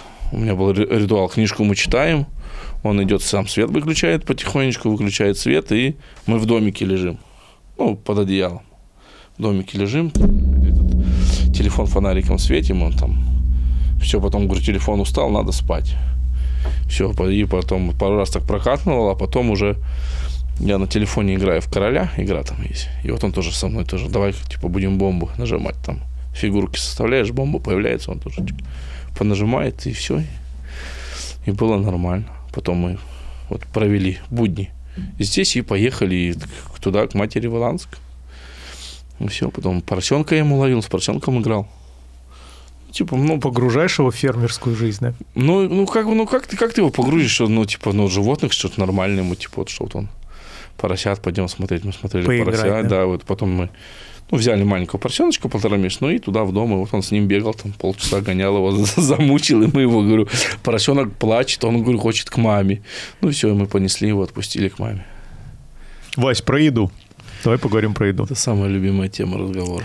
Для меня уже тоже. Я перестал себя ограничивать. Если я раньше как-то прям следил за этим, сейчас прям заплетаю все. Я не понимал людей никогда, которые кушают в разнобой все подряд. Я сейчас делаю именно так. Я могу навернуть пельмени ночью, сервелат, покушать сладкое, добавить газировки, потом еще что-нибудь. Кайф? Вообще кайф, блядь. Ну, вот я вообще не это... понимаю, как я жил без этого раньше. Да, типа, вот, ну, у меня-то 4 или 5 процессов похудения, типа, вот было. Я вот, типа, вот, когда все правильно, и вот когда вот ты вот ешь все, что ты хочешь, и когда и сколько, вот это вот кайф. Но есть... Это, типа, вот еда, наверное, это самый главный наркотик, который вот, что все вот сигареты, вот это вот, все остальное, это вот, все это сказки. Вась, но есть и минусы у этого. Это огромный минус, вот он живот, вот этот. И усталость моментальная, просто даже от ходьбы небольшой. Ну да, за давление того, на сердце и так далее. Неправильное питание, да, но как-то складывается на здоровье. Как у тебя сложилась вообще вот такая история, когда ты вот начал кайфовать от еды? От еды? Я бы не сказал, что типа, что вот кайфовать, ну, вкусно. Это с детства было? Да, я с детства. Я в 1 класс пошел 40, во 2 50. В килограмм? Да, в 3 60. 70 я стабильно за год 10 набирал. А родители не следили за диетой? Ну, нет, не было, не следили. Ну, говорили, что надо меньше есть, там, ну, вот, ну, не следили. На выпускном я был 168. Когда? На выпускной. 168? 168? Самый большой был? Да, ну, типа, ну, понятно. Нет, не самый большой мой вес, но на тот момент 168 я был. Нет, я имею в виду на выпускном самый большой был. Ну, это понятно, да, больше не было, да. Толще не было точно. Вот, и вот потом... Вася, а это было связано как-то с переживаниями? Нет. Ну, типа заедание едой. Да, стресс вот это. Нет, типа, вот что такого какого-то нет. Вот сейчас, вот, например, что-нибудь по себе замечаю, что если там что-нибудь там понервничал, там вот на работе, там что-нибудь в деревне там поорешь, и потом заходишь в хату, чайник ставишь, и ты начинаешь есть. Вот это вот есть. Вот, ну, типа, а раньше я вот этого типа не замечал. Но не то, что, например, что типа, вот, когда ты злой и голодный, ты просто больше съедаешь. Ты быстро это все вкидываешь. Ты готовить любишь? Да, я люблю готовить. Типа, готовить я люблю. Что именно? Все больше связанное с мясом. Люблю. Я качественно перевожу продукты. У меня там на Ютубе есть рубрики. Я, знаешь, даже что начал есть? Просто по приколу, потому что это из детства ощущение. Доширак заказывать, тушенку там вот это. Дошик? Да, я кушаю. Дошики надо уже типа эти кушать всякие вот эти, знаешь, там, туспайси, вот эти вот. И которые очень острые, да? Острые, вот эти вот я вот... А вот Дима снимает, он любит такие темы. Это да, китайские, да? Да, китайские, он снимает такие, кушать любит? Нет, просто кушать любит. Корейские. Да, корейские, там 2 спайси, 3 спайси, я 3 еще не пробовал, типа. Но это там настолько острое, что вообще можно скорую вызывать сразу, я вообще не понимаю. Да не настолько.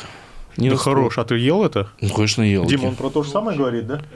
Ну, у нас примерно то же самое было. Да там жесть вообще. Причем я добавил четверть, блядь. Ну, вот это вот, я понял про что-то, там пакетик это. Да, там же. Да, но она его, понимаешь, когда вот он холодный, да. он прям вообще заходит. А вы его как делали? Типа, вы заварили лапшу, потом соус туда и перемешали? Да. Ну, я-то не так. Я вместе с соусом сразу запаривал. Мы Мы тоже с соусом запаривали. С соусом запарил я и ел. Вот когда он горячий, его прям, невозможно. Оно постоит тепленький, хоп-хоп, и зашел, съел. Походу- Но самое интересное, понимаешь, оно на входе заходит, и на выходе еще все горит. Это да. А на выходе почему Не, горит? не знаю, почему горит. На выходе тоже все уже горит. У тебя бывает гастрит? Гастрит — это что такое? Ну, типа, гастрит, что-то желудок болит, там, изжога или что. Ну, изжога бывает, типа. А ты давно последний раз проверял желудок? Нет, ты имеешь в виду, что не глотал, так вот, Да. никогда. Ну, я не помню, чтобы я что-то такое. По-моему, как-то раз был, что-то глотал. Ну, типа, вот надо, я вот сейчас вот, типа, за здоровье взялся. Анализы тут сдал вот сегодня вот. Чекап сделал? Ну да, чекап я у Женьки, у Грекова. Сделал. И вот сейчас вот этот, как он... Сейчас вот будет, вот, типа, там, сажусь на диету. А Хочу- цель какая? Зачем Ну, диета? килограмм 20 скинуть. Кто тебя надоумил? Жена говорит, толстый становишься, надо худеть. Ну, не то, что так, типа, надо, я же понимаю, она из-за того, что, говорит, вот, сын растет, а тебе ж надо с ним играть. Как ты его будешь догонять? Вот надо, чтобы похудеть, быть более подвижным, и чтобы вот с сыном играть. Это тоже такая, типа, мотивация. А ты вообще подвижный образ жизни ведешь? Типа, да, я, наверное, считаю, что да. Ну, типа, вот когда я вот похудею, вот был, когда вот я вот последнее мое похудение, вот я вот в Сочи худел, я был 137 килограмм, и я прям хорошо подвижно был в плане того, что у меня было 2 тренировки в день по боксу было, я утром вечером ходил, и еще вот в понедельник, среда, пятница я умудрялся среди них ходить в зал. Ну, железо там. Присед, тяга, жим. Когда перестаешь тренироваться, становишься в итоге еще больше, чем когда начинал тренироваться. Это да. Потому что вот да, появляется вот этот да. страх, жор, ты так пытаешься догнать, блин, и Это жрешь есть как такое. не в себе. И вот сейчас у меня, типа, вот не было желания тренироваться вообще, неохота было. И вот тут как-то вот себя вот переборол, вот, что вот надо вот, типа, и к бою подготавливаться. И вот пошло желание тренироваться, и вот, типа, что вот веса в зале чуть получше стали, вот охота тренироваться. И вот сейчас вот я вот приеду, я вот как бы вот... Я перед поездкой провел тренировку, чисто вот здесь, в Москве, да, кстати, в Москве провел у ребят и поехал. Там я вообще ничего не делал, не тренировался. В Абу-Даби ничего не готовился. Чисто вот я вот маленечко там суставную разминочку сделал там. То, что мне там Леха, тренер, написал сделать, я вот типа сделал советы. И все, и вышел. На бой сейчас вот планирую, приеду. Сейчас вот тут еще вот последние деньки поджираю. В Москве? Ну да, вчера маленькое пиво выпил. То, что очень сильно хотелось, а там его нету. А у тебя кроме еды есть какие-нибудь зависимости, Вась? Калик люблю. Кальян? Да, калик, да. Вот можно было прям забить, курить. И, да, я вообще был бы лучший подкаст в мире. Калик, Счастлив был бы, да? Ну, не счастлив, калик я люблю. Вот, знаешь, Давай я организую.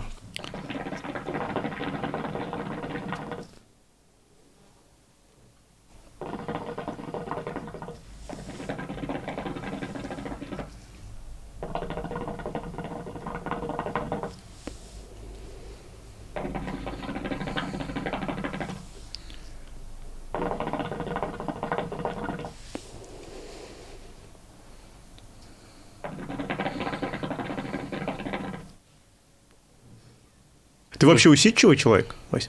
Усидчивый. Вот первый час у нас мы беседовали, Да. и оно прям, прикольно, по кайфу побеседовали. И я думал, что все закончилось. Он когда сказал, думал, все, наверное, час. Думаю, хорош, все, поговорили, хватит. Не-не-не, куда? Только начали. Только начали, да. А я вот это сильно вот не смотрю. Я вот твои подкасты вот смотрел только с людьми, которых я знаю. А с кем? С Кирюхой, наверное, с Цыпленковым, да? С кем? С Цыпленковым? Кирюха, Цыпленков и Овечкин. Овечкин Овечкина я знаю, потому что я знаю, это такой Овечкин. У меня, одна из мечт встретиться бы с ним. Спортсмены очень неусидчивые. Лично бы с ним, для интервью. познакомиться когда-нибудь было бы прикольно. Через тебя можно замутить его на худи, я так понимаю, да? На худи? Худи. Эту. Чтоб он одел? Нет, это как она? Не худи, это игровая майка вот его. А, чтоб он тебе подарил? Он как, через тебя, конечно, было бы. Через тебя же, наверное, говорю, можно так замутить. Я спрошу. Сейчас я вставлю это, он услышит. Чё? Можно было бы круто. Клюшку мне не надо, вот оно, хоккейная, форма. У меня есть его клюшка. Клюшка нет. С подписью. Нет, клюшка с подписью – это очень хорошая инвестиция, особенно через 17 ионных голов. Я продавать не буду. Нет, я просто... Ну, вообще, да. Многие так к этому относятся. Ну, типа, я шучу, стигаю, типа, на эту тему, типа, что... Но вдруг настанет очень плохие времена, и потом выставил клюшку Овечкина на Авито. На Авито, наверное, идет, а на каком-нибудь где-нибудь там на американском этом она улетит на Урал. аукцион тогда. Да. Не на Авито, а на аукцион. Да. Типа, да. На аукционе, да. Вась, мне кажется, через какое-то время твои карточки и что-то связанное с тобой точно так же будет стоить. Ну да, возможно. Может, первый мой пояс, постер какой-нибудь чемпионский. Вот мой самый первый постер, я вот рассказывал, на котором Волков расписался, я его успешно похерил. Похерил? Ну, потерял я его на пересадках. Я тупанул, он в чемодан его не запихал. Можно было запихать, ну, типа чуть-чуть бы, маленько подогнулся бы этот тубус. Я что-то не стал. Вася, а как ты летаешь? Ты же большой. Бизнесом. На одном сиденье? Ну, бизнесом. Он же большой, да, тоже? Да, бизнес. Все. Тебе хватает этого? Все кайфово, да. Вот я вот. Ложишься? Да, вот я вот в этот Катаром в Вегас летел, это просто вообще кайф. Эмирейтсом не летал еще? Нет, я летал Катар, да. Этихад и вот сейчас турецкие авиалинии. Вот Катар прям топ. Да, кайфанул. Катар вообще прям кайфушки. И кормят вкусно, я Стейк жарят, ты понимаешь, стейки жарят. В самолете. Да, я выучил I need beer.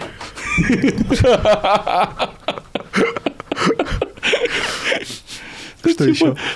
Кого? I need beer, что еще? Ну, water, там, tea, lemon, типа, что-нибудь такое вот. Ты пиво любишь? Пиво, да, пиво я люблю, пшеничку люблю. Много любишь пить его, да? Ну, немного, ну, люблю, типа, пиво я люблю попить, типа. Блюмон мне нравится, пшеничное пиво, это блюмон. А Россия какое? В России?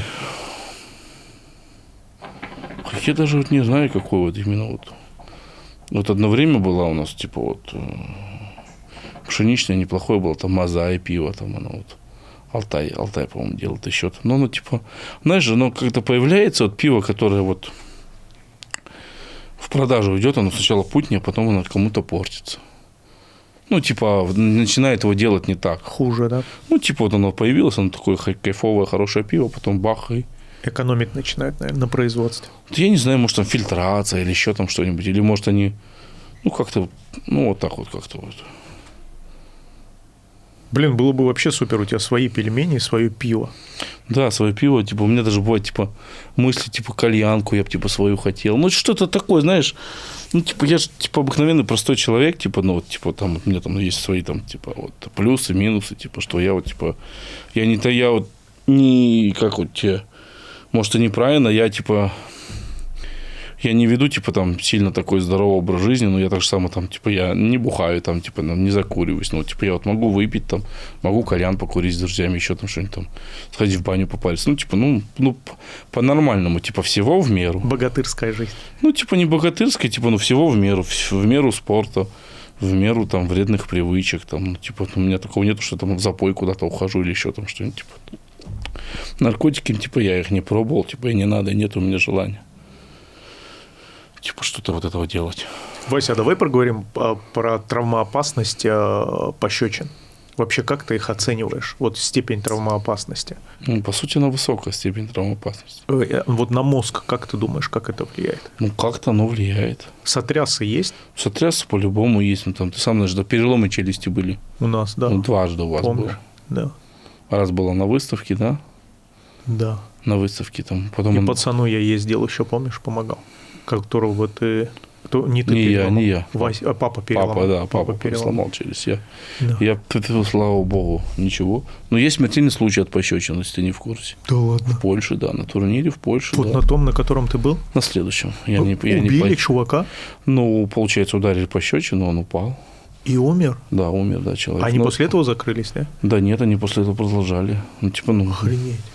Ну, типа, ну, случилось это, как бы, это же все это же во все известно, типа, в этом никакого секрета нет. Я не знал, прикинь. Ну, типа, что вот, это никакой не секрет, это что вот.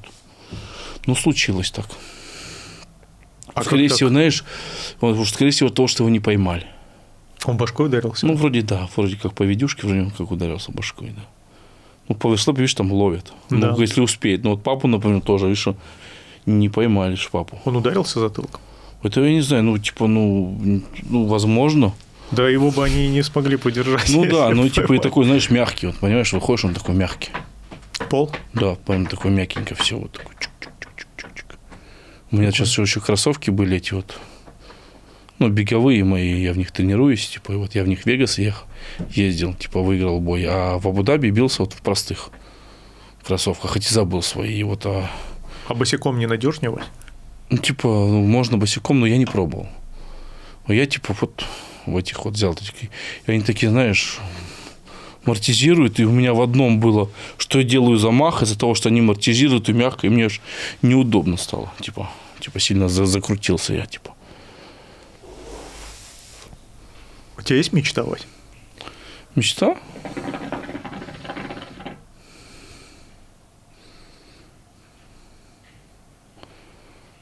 Наверное, у всех, наверное, стандартно. У меня, смотришь, их же много, как вот мечт, свое жилье, чтобы там все было хорошо, жить, да, там. А детская какая-нибудь есть? Из детских? Которая не реализована, и ты считаешь, что вот есть шанс еще? Вот ничего такого вот и вот нету. Я вот смотрел этот сериал «Триггер», и вот там вот, были там случаи, где вот мужик там в детстве себе мечтал все об этом, о паровозике, железной дороге-то. Ты не видел этот сериал «Триггер»? И вот там суть, что вот он там что-то там у него не получалось в жизни, хотя он уже там что-то там при деньгах был, но он все там копил, вот его вот он, ему не хватало на это, там как-то паровозик, и в итоге там он помог, то, что вот закончилась их вот эта терапия, что он вот купил вот этот паровозик, и все у него хорошо стало. Я у меня нету такого, что вот какой-то там детской мечты. А в фермерстве ты можешь еще как-то самореализоваться? Вот что-то В фермерстве, конечно, могу, Амбиции там есть? Вот до чего дорасти? Амбиции? Вот что еще можно сделать? Амбиции в фермерстве можно сделать так, чтобы она работала без меня. Понимаешь? Это было бы очень круто. Для этого инвестиции нужны? Да, для этого нужны огромные инвестиции. А вообще в России фермерство нужно вот в таком частном порядке? Оно есть? Конечно, есть, но больше, что все равно, знаешь, более крупные становятся. А в каком проценте есть вот такое вот частное фермерство? Мне кажется, в большом. В большом, да? Мне кажется, в большом. Почему не видно про это, ничего не говорится? Про фермерство? Угу. Я не знаю. А что про это говорить, ты имеешь в виду, как? Как-то вот, если бы тебя не знать, как будто фермерства и нет в России. Вот ты амбассадор фермерства, если говорить откровенно в России. Амбассадор фермерства? Да. По сути. Разве не так? Кого мы еще знаем из фермерства в России? Много. Публичного. Есть и агроблогеры есть. Есть много агроблогеров. Я познакомился, просто с парнем, он всякие мемы про сельское хозяйство делает. Да. Там есть всякие выставки, и у меня там есть много всяких блогеров, там молодой парень есть в Казани. Как-то что-то Агро 116, я не помню, агрофермер, он тоже ведет прикольные блоги про фермерство, там про уборку он там снимает. Но в тебе все равно сочетается много всяких качеств фермера, который вот представляется с самого детства, когда ты думаешь об этом. Поэтому ты самый яркий представитель. Понятно, что там кто-то что-то снимает. Сейчас блогеров на разные темы очень много. Все что-то снимают, даже самые маленькие ниши, там, темы. Но ты самый яркий в этом направлении, я считаю. Как запомнился, что запомнился, вот хорошо. Я говорю, как я всегда говорю, получилась очень хорошая, история. Возможно, если когда я пришел, вырубил, если бы, например, я на тот момент, не был бы фермером, может быть, так бы оно и не завершилось. Я, извини, что перебиваю, я многим рассказывал, если бы тебя не было бы, пощечины бы, я считаю, я прям на 99% уверен, у нас бы никогда бы не залетели. Нас бы захейтили и прикрыли бы за то, что мы заставляем людей бить друг друга. А у тебя была цель и правильная мечта. Ты хотел заработать на комбайн. Да. Ну, нифига себе, и все такие люди, конечно, давайте поддерживать его. Ну, вот и вот получилось, что комбайн работает до сих пор. Ты амбассадор пощечин и амбассадор фермерства. Амбассадор Без фермер. тебя ни то, ни другое не воспринималось бы, я считаю. Да не, фермерство воспринималось бы, почему бы и нет. Ну, типа, пощечина, да, с пощечиной я согласен, потому что, возможно, если бы я тогда бы не вышел бы, не вырубил бы, это бы не завирусилась бы вся эта история, что там история с Логаном Полом, потом вот Кирилл предложил ту историю, потом все это бах-бах-бах, и оно уже выросло в такой профессиональный промоушен, который мирового уровня, который проводит турниры в Америке, в Саудовской Аравии, в определенных Арабских Эмиратах, типа, ну, и там уже уровень очень серьезный, и медицина, и допинг-контроль. Что ты понимал, в пощечинах есть допинг-контроль. Серьезно? Да. А что они контролируют? Ну, полностью вот все, что запрещенные препараты, все вот идешь. Как в UFC? Как в UFC, как в любом нормальном виде спорта. Ты не можешь это принимать? Не могу. А как это повлияет на тебя? Ну, например, если там сильнее человек станет, а если как-нибудь принять какие-нибудь психотропные вещества, чтобы тебя не вырубало? А такое возможно? По-любому возможно. Ну, есть всякие такие, есть же там истории, где там накуренный там боксер или под наркотиками там боксер какой-то там выходил, пьяный выходил. Да. Такие какие-то мифы, легенды, типа вот это вот мифы, легенды. У тебя реально брали кровь, да, тоже? Почему кровь? Мочу. А, мочу только, Мы да? мочу заем, да. Ни хрена себе. Я не знал. Мощно. Все, такая вот эта вот как бы история. Ну, прикольно. Кажется, что вот как бы вся эта вот история как бы прикольно получилась. Мне вот все вот это вот интересно, вот история, вот почему вот что у вас не пошло с Донавайтом, мне вот интересно. Блин, ты знаешь, такая ответственность и такое противоречивое состояние. По сути, наверное, я должен признаться и, наверное, извиниться, я обосрался. Обосрался? В плане того, чего? Что неправильно. Я думал, Дима смеется. Я хотел же довести ее до американского уровня. Угу. Но там было понятно, что это его рынок, его история, и я там просто не удержусь. И мы с ним... Я хотел партнерства, а он хотел просто купить это. И права, и архив, и делать это сам. Я не согласился. У меня какие-то сбережения были с собой. Я думал, я сам вывезу. Но я недооценил то, что здесь у меня еще куча связей было. А там их нет. Нифига, блин. Прикинь, и за любой контакт, за любую попытку что-то сделать надо было платить. И если ты сравнишь, у нас качество продукта было сильно ниже того, что сейчас они делают. Ты имеешь в виду наши пощечины, их пощечины? Которые мы именно там делали. Это вот, вообще... Небо и земля. Это все... вообще нет, даже невозможно сравнивать. Я понимаю. Потому что просто не то. Это все в деньги упиралось. Это понятно, что это деньги. Это все деньги. Сейчас не жалеешь о том, что не продал, не отдал? А что бы я получил, кроме денег? То же самое бы было. Ты бы не был бы, вот вместе бы, вы бы вместе их бы не делали бы, да? Я думаю, нет. А зачем я ему? Вот сам подумай. Просто, остался бы как лицо пощечин, вот человек. Я не был лицо пощечин. Меня знали только в узком кругу, как человека, который делал их. Лицом пощечин был ты. И я не был никогда. И Кирюха узнаваем был благодаря своим габаритам, потому что он яркий, да. Но я не был лицом пощечин. Я больше бизнесово эту историю хотел сделать. Но и у меня была еще детская мечта американская, вот как раз покорить Америку, завоевать Америку. Да, такая. Но у меня такие, у тебя есть детская мечта про Америку была, у меня нет такой, мечты, в Америку. У меня я сейчас, когда сижу, я вижу, что, по сути, мы породили много всего, да, там и поп-ММА, и пощечины. А в итоге, объективно я все потерял. Вообще все потерял. И на моих глазах это сейчас развивается. Я рад, что все равно это живет. И вот ты там представляешь, да, там и Россию, и отчасти вот это детище, которое мы с Кирюхой с вами делали. Но есть, конечно, такая определенная досада. Досада, боль. Такой, думаю, почему я так... Где я так неправильно насворачивал, что уже оказался за бортом всего этого? Понятно, что Так вышло, в общем. Так вышло, вышло. да. Вот. Мне там говорят иногда, что ты там, там не хочешь судиться, разные предложения были, но я считаю, это полная ерунда. А с чем судиться? Это, ну, типа, он же... Ну, Это ж любой человек же может открыть кучу промоушен. я тоже так считаю, но, видимо, у юристов есть какие-то идеи, за что можно зацепиться, и, знаешь, люди же в этом направлении любят зарабатывать. Знаешь, Я там. понимаю, но просто, ну вот, условно тогда вот, условно UFC может подать в суд на все промоушены.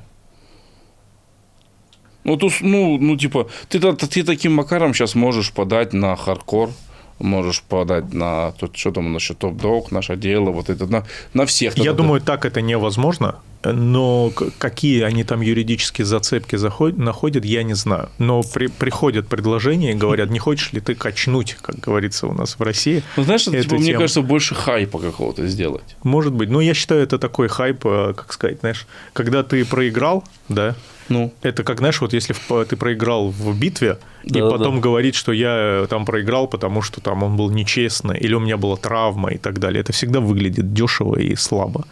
И поэтому... ну да, ты типа пойдешь судиться, я просто, ну, типа, За что в моем судиться, понимании, да, за что? Ну, человек сделал свое. Если бы он назвал бы это хотя бы как там, Stoneface бы назвал бы Да, да. по-своему. Наверное, максимум можно заголовок получить. Да. Амиран судится с Даной Ну, Вайтом. это да, вот Амиран, да, судится за Навайта. Ну, всё. это херня. Больше ничего. Во-первых, я считаю Дана крутой. Да, она очень мне Очень типа крутой. импонирует. Очень крутой дядька. Очень. Да, и столько лет держаться на плаву. Просто, да. Это прям очень мощно. И мне даже льстит в какой-то степени. Представляешь, он взял то, что мы делали, Да. и делает это на весь мир. Поэтому чего уж тут. Наоборот, помогает мне частично медийно еще держаться на плаву. Даже отчасти вносит свой вклад. Ну да. Прикольно. А у тебя есть какое-нибудь хобби, Вась? То, что ты любишь делать, вот как ребенок, прям заниматься этим бесконечно?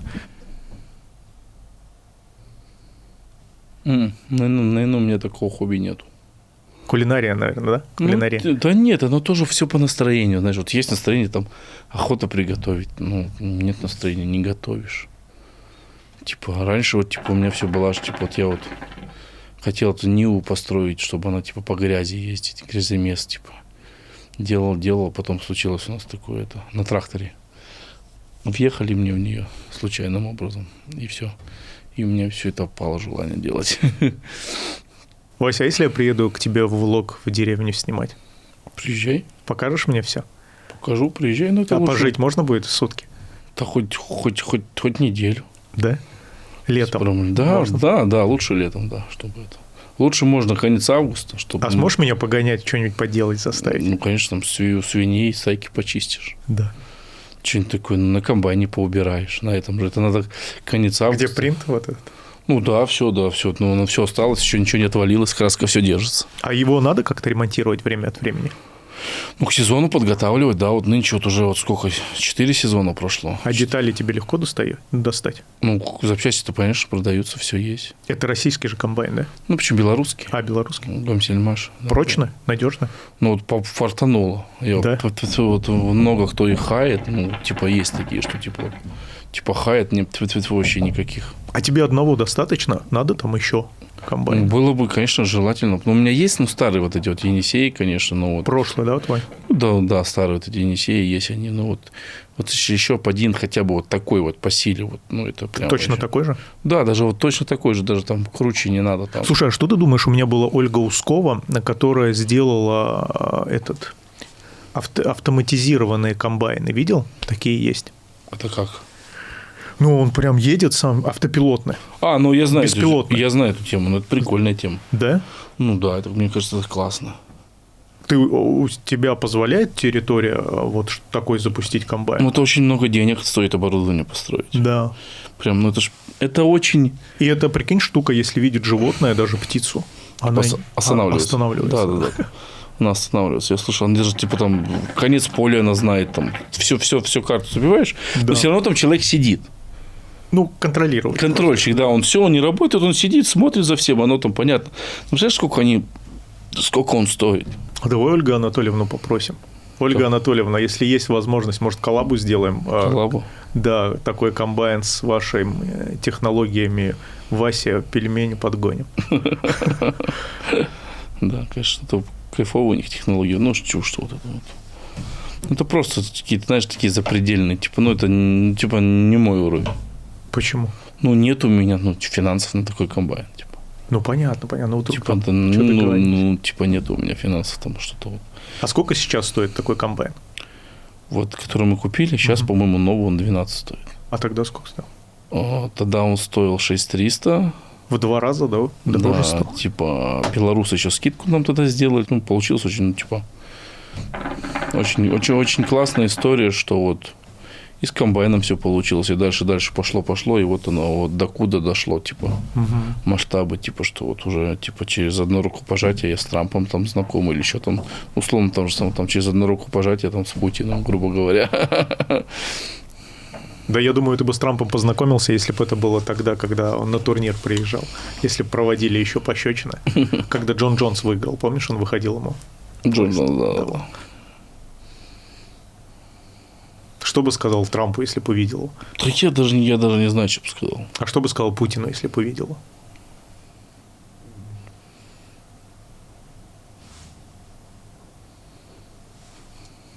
Не знаю. Это надо думать, надо готовиться. Встречи с такими людьми, особенно как с Владимиром Владимировичем, и что-то там ему говорить.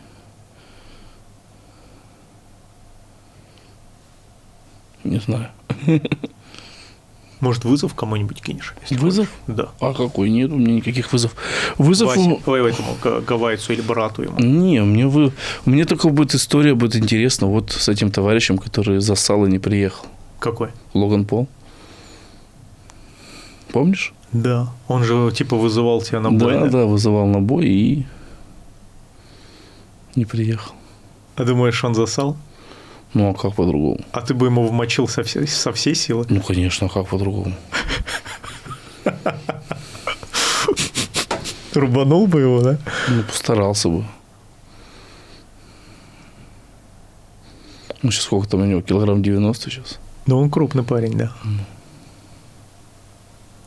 Логан, ну, что, если не сыкун? Мне кажется, он даже не увидит это. Почему? Мы субтитры поставим. У тебя же есть американские фаны. Мы сделаем субтитры. Пусть кто-нибудь ему скинет. Ну, типа, что, как бы, ну, типа, вот было, типа, с этого же тоже, типа, вот началось. Тоже с этого раскрутились пощечины, что вот это вот была, вот, типа, перепалка. Кстати, Логан же, по-моему, раньше нас даже делал пощечины. Нет? Ничего не делал. Он, по-моему, раньше чуть-чуть сделал. Разве нет?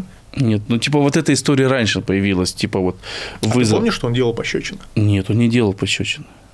Как не делал? Он делал пощечины со Шварценеггером. Нет, это потом.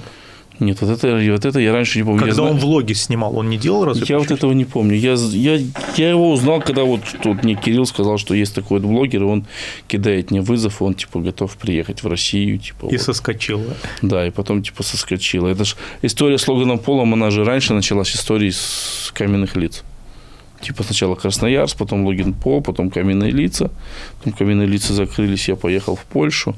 После Польши побился в России, и потом 2 года застой, и вот все. Сбылась вот какая-то, видишь. Вась, если еще контракт когда контракт закончится, и, например, там по каким-то причинам можно в рестлинг пойти еще. В рестлинг. Ты пипец там круто будешь смотреться. А они, кстати, у них как-то вот рестлинг с пауэрслэбом как-то коллабятся они. Сейчас? Ну да, типа бойцы рестлинга приходили в Лас-Вегасе на пощечины смотреть. А может, тебе Дана тогда разрешит туда пойти, даже при контракте, чтобы распиарить тебя еще больше? Ты сейчас там видел, выступал и Логан, и этот стример. Вот буквально на днях был. Да, я понял. Очень круто. А ты видел, сейчас будут типа не вдвоем, 2 брата биться Логан против Джейка? Да. Как ты думаешь, это будет фейковый бой? Ну, а какой еще? Думаешь? Я не думаю, что по-настоящему будет, не знаю. Ну, какая-то такая, знаешь, какая-то непонятная история. Два брата родных, у которых хорошие отношения, правильно же? Типа, да. Они же, типа... Ну, братья же всегда всю жизнь конкурируют внутри себя. Пичками померятся. Да. Ну, достали бы линейку, да померили. Ну, типа, какая-то, ну, типа, непонятная история. А ты с Тайсоном думаешь, фейковый бой был? С Тайсоном? Ты смотрел его? Ну, я смотрел. Ну, тоже, как бы, знаешь, непонятно. Да фейковые, не фейковые, вышли, сделали историю, заработали деньги. Ну, во, в всех, этом плане, да. во всех в этих историях это деньги. Логан Полу тоже, правда, вы тут заработают деньги. Как там, за деньги, да, за деньги, да. Ну, за Тайсона я рад. Он потому что очень много пережил Ну, типа, после банкротства. вышел на старость, человек заработал. Да, и не уронили даже. И, да, и все, типа, может, ну, Джейк там пощечину залетели, видел тоже, да? Что он ему отдал пощечину, мазанул. Да. Типа, сразу мне начали тоже там, типа, кто бы либо никому пощечину не давал, какие-нибудь СМИ мне все время напишут. Да, комментируете? Да, типа, можете вы прокомментировать? Я вот в последнее время уже, типа, ай, нафиг, зачем мне это надо?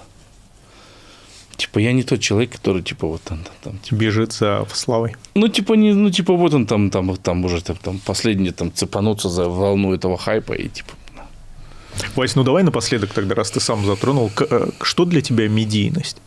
Вообще, как ты ее воспринимаешь? Ты изменился, когда стал популярным? Люди твои близкие начали что-то замечать в тебя? ну, близкие мне вот, типа, говорят, что я не изменился. Вот тут схема, типа, я давно общаюсь, типа, но я, типа, не изменился ни грамма, типа.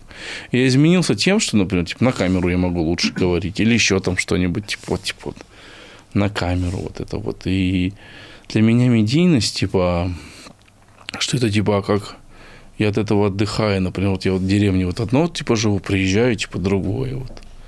Типа, вот меняется, типа, вот много знакомств, типа, вот крутых, типа, вот все вот. Типа, мне вот когда вот сидела вот это вот, когда выборы-то шли, Трамп, Маск и Доновальд сидели, и мне скидывали, и там друзья, даже подписчики скидывали. Он говорит, смотри, говорит, какие у тебя друзья, типа. Ну, типа, что вот давай, типа, что я с ним знакомый, вот, типа, что вот он там, типа. Типа, что вот такая вот прикольная история, что вот мною медийно, что появилось очень куча многих там ну, крутых знакомств. Даже там с бойцами там UFC, там нашими и не нашими, типа. И все они меня, типа, знают, все меня узнают, типа, они видели вот это вот. Типа, очень приятно, типа, ну, я, типа, как сам по себе человек, я, типа, ну, ничего не изменилось во мне там, не стало, я там не стал там каким-то там хуй, что-то в этом роде. Типа, я имею в виду, что вот так. Корона, ты имеешь, не появилась? Ну, типа, нету, ну, я как был, типа, простой, да, типа, ну, я так и остался этим, то же самое там. Со всеми там, как общаюсь, так и общаюсь. Конечно, бывает, там, надоедает, там, вот, что вот пишут там всякие вот, ну, писец, там, бред. Или, например, если кто-то тебе написал, ты ему ответил. Он тебе еще раз написал, ты ему ответил. Потом он пишет, ты ему не отвечаешь, а он, блядь, пишет, все, корону поймал, не отвечаешь. Ну, я же тебя не знаю, ну, зачем? Это же... Ты вот, некоторые люди пишут, ну, типа, кому-то он мой какой-то там Кент, он там, вот все вот мне вот это, зачем мне вот это вот? Начинают эти вот в Инстаграм видосики даже скидывать, всякие мемасики. Ну, ты понимаешь, да, вот, типа, вот переслали, вот, ну, что-то все, вот. А ты ему не ответил, все, звезду поймал. А ты всем стараешься отвечать? Ну, я, типа, стараюсь, типа, многим отвечать, типа, многим. Вот с кем, вот, например, все вот мне вот в Инстаграм написали, вот, и с кем я раньше общался, я всем написал, типа, спасибо, по-моему, всем. Если кому-то не ответил, ну, простите. ВК еще не разгреб, потому что ВК там не работало. Типа ВК вот. А так вроде ну, всем стараешься ответить. Тогда там, наверное, в запросах там что-то еще висит. Там еще там скрыты эти запросы. Да, там, да. Все вот это вот. Пока там промурыжишь все вот это вот. Это прям вообще такая вот. Вот чем ты на досуге занимаешься. Ну, типа, да. Да, у меня, типа, я, типа, вот. Я не люблю, когда у меня вот в Инстаграм вот в сообщениях вот висит. Понял, типа, что сообщение да. там у тебя висит? Хоть где будет, хоть там в телеге там. Я стараюсь эти запросы все, знаешь, типа, уведомления у меня везде все отключено. Так, ну, там, да, там с ума сойти можно. Ну, вот там вот это ВК, все вот эти вот, ну, как бы стараюсь со всеми общаться, вот. Типа, если, например, было у меня как-то, я хоп-хоп-хоп пролистал сообщение, вроде всем ответил, а потом что-то кто-то мне надо было кому-то написать, и мне было лень, ну, в поисковике вот написать. Я пошел сообщение листать, он мне писал, я ему ответил, нет, не ответил, я, типа, написал, привет, там, типа, там, спасибо, пролетел, просмотрел сообщение, типа, автоматом оно открыл его, что-то там отвлекся на что-то-нибудь, и все. Ну, так вот, ну, типа, стараюсь всем ответить. И вот если вот даже вот там друзей, то ну, давно у меня вот друзья, вот если вот там вот с города вот взять, ну, что я ничего, ну, ничуть не изменился. Там. Нет у меня никакой там звездной болезни, что какая-то звездная болезнь или еще там что-нибудь. Ну, да, я могу, типа, ну, как-нибудь там поугарать что-нибудь, и все. Типа, как я там, у меня вот Ванька там, я говорю, что как ты, говорю, хотел? Говорю, все, говорю, медийная личность, что ты, говорю, хочешь? Сыну говоришь? Нет, там, кум мой. А. И он потом меня по***л этим, что я сказал, медийная личность. Ну, конечно, ты же медийная личность. Ну, типа. Самое страшное, что вот в Москве за углом поссать нельзя. Да? Да. Ну, Потому что что камера. И ты про это? Да, камера, а потом вот хоп, и скажут, вот, пельмень сыт. Я тебя, ну, ты понял, я просто говорю, что вот. Ну, и идешь, терпишь до куда-нибудь заведения. По сути, да. Ну, Да. типа, что вот такая вот. За гаражами в И центре не что-нибудь посышь. там сделаешь, и потом думаешь, а что люди скажут. Вот, например, даже вот сейчас вот кальян, я говорю, уже в кайф покурить, а потом, ну, не буду его сидеть курить. Что они потом про меня скажут, типа. Ну, есть вот эта вот такая штука, что про тебя скажут Ограничения, люди. Что скажут про тебя люди. Ну, хотя я вот, ну, типа, я никогда не говорил, что я там такой весь спор-жозник. Или А ты там... переживаешь, когда в комментариях про тебя гадости Нет. пишут? Они там же гадости, там же пишут. Когда, ну, по делу, ну, по делу. Я никуда ничего не лезу, я, типа, живу своей жизнью, вот мне что-то там пишете, все, до свидания. Нет у меня такого, типа, большого хейта какого-то. Ну да, ты любимчик в этом Ну, плане. я не то, что любимчик, ну, может, можно и так назвать, типа, любимчик, типа, там. Ну, я просто, ну, я ничего такого не творю, за что меня надо хейтить. Мгм. Вот это последнее, то, что у нас было, может, видел, там, с Т-34 идет. А что было? Не видел. Ну, вот там вот на хардкоре там. А зачем тебе бой с ним? Ну, вот, типа, он там, вот, типа, на бой, возвращайся там с пощечиной, я просто, ну, типа... А ты с ним дрался? Нет, я с ним не дрался, зачем? Ну, типа, вот он, Ну да. давай, типа, ну, типа, зачем тебе эти пощечины, это, типа, там, не мужской вид спорта, это вот такие вещи, ну, почему? Я просто, ну, я ответил, что, ну, кто такой, ну, типа, что вот, я был в пощечинах, и есть у меня мир знает пощечинах, ну, уже начинают видосики делать. А что ты думаешь, вот да, кстати, хороший момент, то, что для некоторых людей вот пощечина это считается, типа, не мужской вид спорта. Не мужской вид спорта? Да. Ну, ты же понимаешь, о чем я говорю. Ну, типа, что вот он пощечину Да, меня да, да. бьет. Это ну, же, типа, степень унижения. ну, типа, ну, считается. ну, даже, когда он тебе просто вот на улице, он тебе дал Да. пощечину, может, Да. а это уже как мы стоим, спорт, ну, вот. Ну, проверь себя на мужика, наоборот, выйди, я тебе дам. Мужик ты, не мужик, что ты? Ты же себя проверял? За меня пожалел, давай скажем правду. Конечно, я и бил, и не бил. Я и много, типа, вот, знаешь, вот там вот роликов тут не бил. Ну, и что, вот, ну, вот, например, вот это вот татуировано же, я же его сильно, я же его не лупасил. Ну, по сути, да. Ну, типа, вот, ну, про руки-базуки начинает тоже там писать, что якобы меня подговорили. Где-то он так сказал, что якобы Да меня ты неудачно ударил. подговорил. просто. Ну, я просто злой был, он мне дал в ухо. Он мне дал в ухо, я был злой. Я говорю, сейчас я его буду убивать. Ну, что, ну, и вот, ну, так попал, я был злой. Просто, ну, реально я был злой, но так попал. Все, и все, никто ничего там вот это вот. Самый популярный ролик у меня на канале. Да, там что-то там много всех 30 обошел. миллионов. 30 уже, да, видишь, как хайпанул, да. Все как бы, ну, прикольно. Потом вот эта история была где-то, парень-то малой-то, которого я-то пожалел-то, деньги мы с ним разделили. Не помню. По-моему, этот выпуск, когда мы записывали вот этот про карточку, про комбайн. Как ты не помнишь? все, Как ты не помнишь? все, прости. Помню. И вот он маленький, я ему бил, типа, по нарастающей каждый Да, раз. да, Типа, да. может, говорю, ну, может, хватит. Ну, типа, шанс был последний бить мне, чтобы вот его, я мог его хлопнуть, и все, типа, и до свидания. Но я это, типа, не стал делать. Зачем? Что там? Парень молодой. Ну, тогда, типа, мне-то уже было сколько? Тогда 29 было, ему лет 20, наверное, было 22. И что ему? Чердак свернул, и все. Там килограмм 70 был. Ну, типа, пальцами, и все. Вот эту я не включал. А ее можно включать? Ну, там по правилам сейчас вот вся рука ложится. У нас были вот такие же. Но все нокауты были все равно вот с залетением вот Да. этой штуки. Да, там тяжело же контролировать. Ну да, типа, ну а в правилах сейчас вот 3 точки. Нельзя чисто вот так ударить. Понял? Ага. Если ты бьешь, вот полностью бей, вот. Вот все. Все равно зато вот это вот же она летит в челюсть.